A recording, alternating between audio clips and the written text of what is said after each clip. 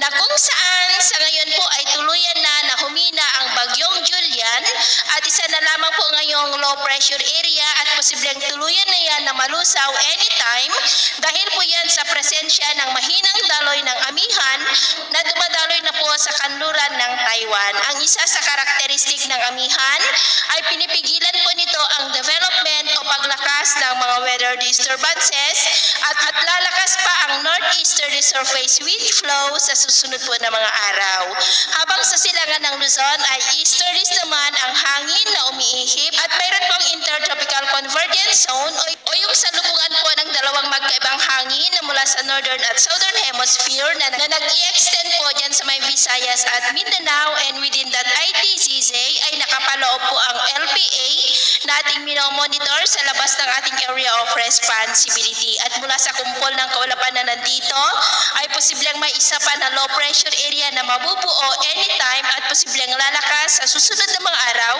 at ang development po niya ng ating babantayan kung matutuloy po o hindi, at ito nga ang pinapakita ng forecast model natin pong ginagamit hanggang po sa susunod na 2 linggo. At sa lagay po ng ating panahon, ngayong hapon po ay maulap ang kalangitan with isolated rain sa malaking bahagi ng ating bansa mula dyan sa may Ilocos Region, Cordillera, ilang bahagi ng Cagayan Valley, Central Luzon, Metro Manila, ilang bahagi po ng Calabarzon, Bicol Region, Mimaropa, ilang bahagi ng Panay Island, Negros, Cebu, Bohol, Leyte, ilang bahagi ng Samar, Sulu Archipelago, Zamboanga Peninsula, Northern Mindanao, Caraga, Davao Region at Sorsogon. At mamayang gabi po ay posible pa rin ang mga isolated rain sa ilang bahagi ng ating bansa at posible ang may kalakasan na mapag-ulan dyan po sa may Mindanao, lalo na sa northern part. Kaya mag-ingat po tayo sa mga banta po ng mga pagbaha at pagguho ng lupa. At sa atin naman pong mga baybayin, dahil sa mahinang daloy ng amihan ay maalon po ngayon sa kanlurang baybayin po ng Luzon dahil ang mga alon dyan ay posible po na aabot hanggang sa 2.5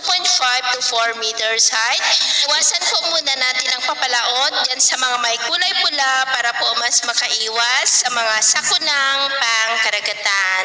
So ito na